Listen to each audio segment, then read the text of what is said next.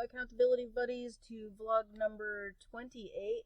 I did record a vlog yesterday, but forgot to turn the microphone on, so I had no sound, which is such a rookie blunder.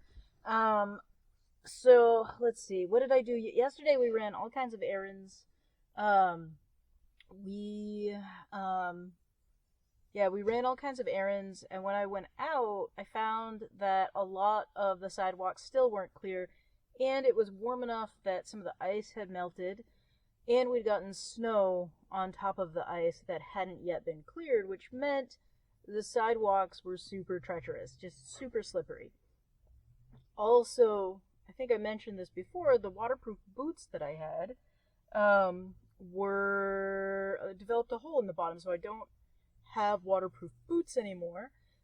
So I do have a pair on order. They should be here Wednesday, which is like a day too late for the next snowstorm we're getting. So it feels weird to talk about snowstorms in February/March, but here we are, and we haven't had a whole lot of snow this winter, but we're getting all of it right now.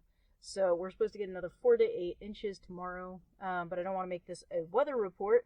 But so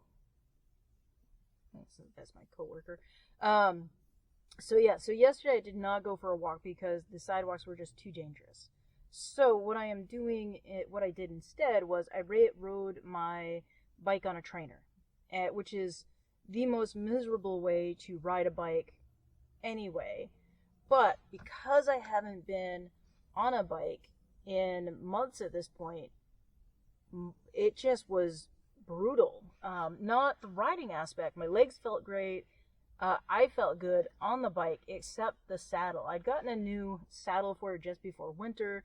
It's a Charge Spoon, which is well regarded as a comfortable saddle, and I found it pretty comfortable in the fall. But I haven't ridden a bike in months at this point. And when I sat on that, I got about 10 minutes in, and it just hurt.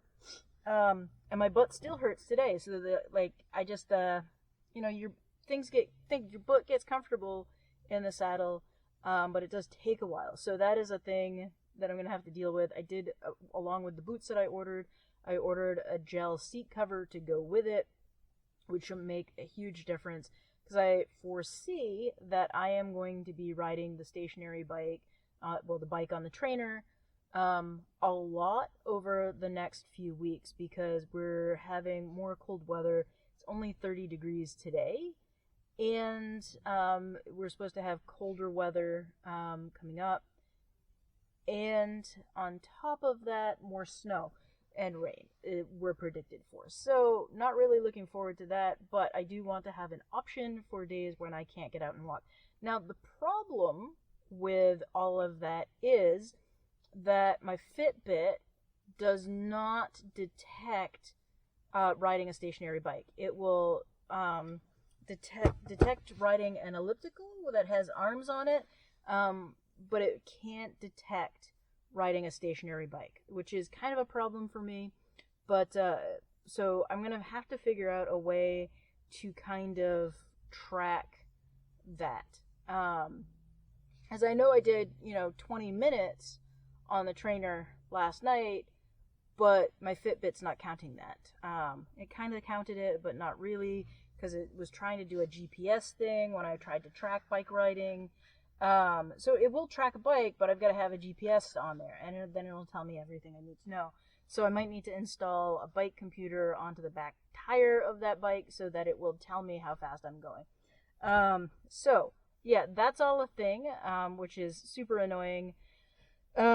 So yeah, that's that part of the vlog.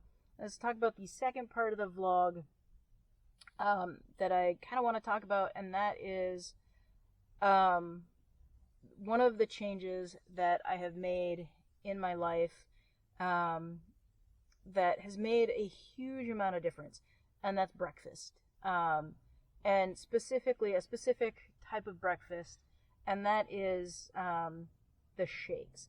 Now, in the past, I've been really negative about sort of like nutrition from a tub, if you will.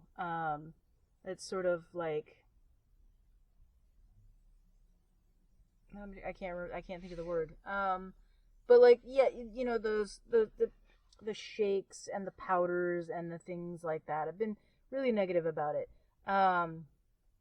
And that I've had to change my mind about that, because it's been one of the things that's made the biggest difference in my blood sugar readings and how I feel. So, just like backtracking a little bit, I know I've talked about it before, but every morning for breakfast, I make myself a protein shake. And so it's 2 parts protein to 1 part carbs. So basically, for every 20 grams of protein, there are 10 grams of carbs.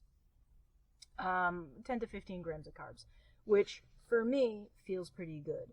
There are a couple of different brands that hit that sort of blend, if you will.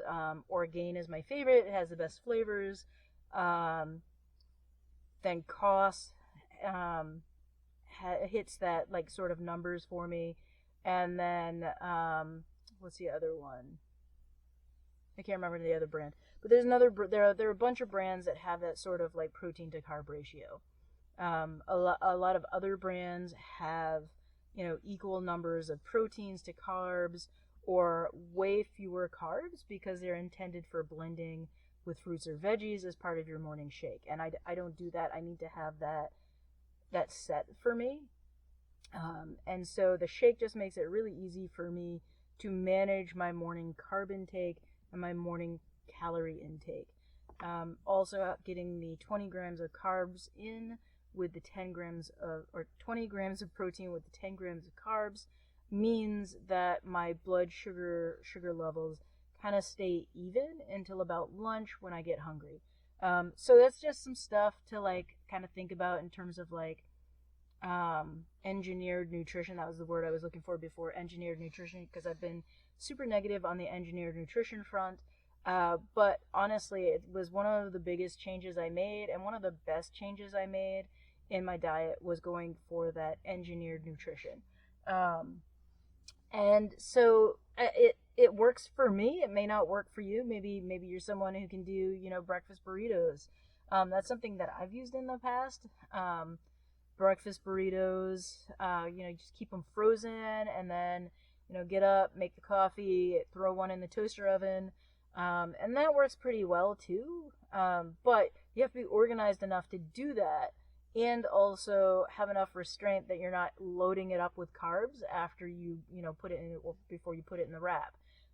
Because you can take one of those breakfast burritos, or I should say, I could take one of those breakfast burritos and make it absolutely a carb bomb, with too much, you know, cheese, sour cream, and salsa. You know, just take it into the next level of carbs, and I can't do that. So, which is why I go with the shake, which is made with the protein powder and either decaf coffee, or lately I've been doing cold brew as the coffee in it, for that intense, you know, coffee flavor with a vanilla protein powder. And that's been working really well for me. So I don't add any milk or fruits or anything to the shake, because I've got to have those carbs exactly where the package says it is. So anyway, that's the vlog for today. Hopefully you find some of those ideas helpful.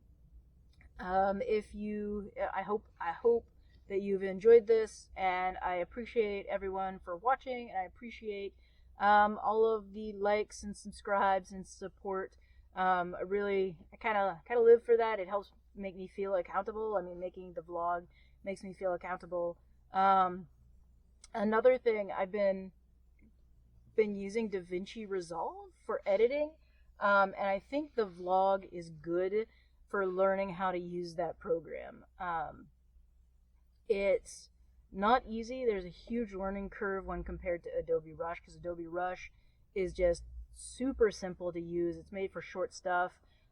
It does not handle the longer sort of how-to videos that I do well. And but DaVinci handles 20, 30 minutes of stuff really easily, especially on the new mini PC. So anyway, let me know what you think about my new editing stuff. And again, thank you for watching. Thank you for being my accountability buddy. I appreciate it, and I'll see you next time. Bye.